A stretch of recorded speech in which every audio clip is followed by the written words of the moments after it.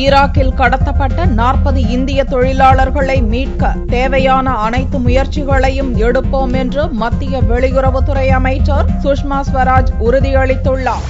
Iraq நாட்டில் ஷியா சன்னி முஸ்லிம்களுக்கு இடையில் நடந்து வரும் உள்நாட்டு போர் கடந்த சில வாரங்களாக தீவிரமாகியுள்ளது. இதனால் ஈராக்கில் வேலை பார்க்கும் 10,000க்கும் மேற்பட்ட இந்தியர்களின் நிலை கேள்விக்குறியாகி உள்ளது. இதனிடையே சன்னி பயங்கரவாதிகளின் பிடியில் சிக்கியுள்ள மோசுல் நகரில் கட்டுமான நிறுவனம் ஒன்றில் வேலை பார்த்து வந்த 40 தொழிலாளர்கள் கடத்தப்பட்டனர். அவர்களை பயங்கரவாதிகள் எங்கு அடைத்து வைத்துள்ளனர் என்பன போன்ற விவரங்கள் தெரியவில்லை என்றும் அவர்களை மீட்க முயற்சித்து வருவதாகவும் புதனன்று மத்திய வெளியுறவுத்துறை அமைச்சக செய்தி தொடர்பாளர் சையத் அக்பருதீன் அறிவித்தார். வியாழனன்று வெளியுறவுத்துறை அமைச்சர் சுஷ்மா சுவராஜ் கூறுகையில், கடத்தப்பட்ட தொழிலாளர்களை மீட்டு தாய்நாட்டுக்கு கொண்டு வருவதற்கு தேவையான அனைத்து முயற்சிகளையும் மத்திய அரசு எடுக்கும் என்று உறுதி தெரிவித்தார்.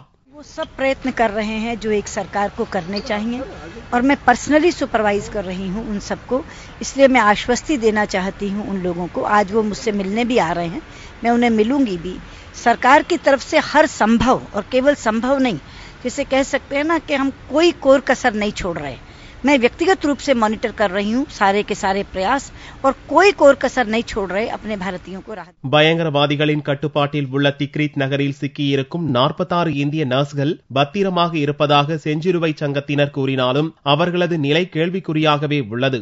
இதில் 6 நர்ஸ்கள் தமிழகத்தின் நீலகிரி மாவட்டத்தைச் சேர்ந்தவர்கள். மத்திய அரசு அவர்களை மீட்க நடவடிக்கை எடுக்க வேண்டும் என ஒரு நர்ஸின் கணவர் வலியுறுத்தினார். 2 പിള്ളകള് ഇറാഖിലെ നേഴ്സായി ജോലി നോക്കുന്നു. ഒരാള് സിലി, ഒരാള് സെമി, ഒരാൾ 1.5 വർഷമായി പോയി, ഒരാൾ 3 മാസമായി. അപ്പോൾ അവിടെ എന്തെല്ലാം ഏതാവത് പ്രശ്നം നടക്കുന്നത്, ഒരു നിമ്മതിയില്ല. എങ്കിൽ അങ്ങനെ അയക്കുന്ന പൈസ കൊണ്ടാണ് ഇവിടെ നിമ്മതിയായി വാഴുന്നത്. അപ്പോൾ അതെല്ലാം താറുമാറായി പോച്ച്. ഏതാവത് ഗവൺമെൻറ് ഇടപെട്ട് ഏതാവത് ചെയ്യുക ഉണ്ടായിരിക്കുന്നു. என் ஒய்ஃப் ஈராக்கு போயிடுச்சு 1 வருஷம் ஆச்சு. திரும்பி வர டைம் ஆச்சு. இந்த ஜூன் லாஸ்ட்டுக்கு திரும்பி வர டைம் ஆச்சு. இப்போ அங்கே ரொம்ப கலவரம்னால அப்போ திரும்பி வர முடியாது. டாக்டர் ஏர்போர்ட்டுக்கு 200 கிலோமீட்டர் தூரம் இருக்குன்னு சொல்கிறாங்க. இப்போ அங்கேருந்து ரோடு மார்க்கமாக வர முடியாது. வரதுக்கு ரொம்ப டெரரிஸ்டாக ரோடு ஃபுல்லாக பிளாக்காக இருக்குது. இங்கேருந்து 6 பேர் போயிருக்காங்க. 6 பேரும் இப்போ கொஞ்சம் பரவாயில்லன்னு எல்லாரும் கூப்பிட்டுருக்காங்க. ஆனால் பிரச்சனை என்னன்னா ரோட்டில் திரும்பி வர முடியாது. அவங்களுக்கு வீட்டில் வரணும்னு இப்போ ரொம்ப ஆசையாக இருக்காங்க.